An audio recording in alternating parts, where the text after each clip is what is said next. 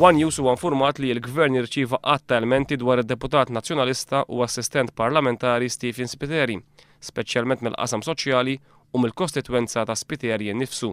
Dawn l-elementi waslu wkoll għand il-Prim Ministru Lorenz Gonzi illi minnaħa tiegħu ipprova jagħti sinjal.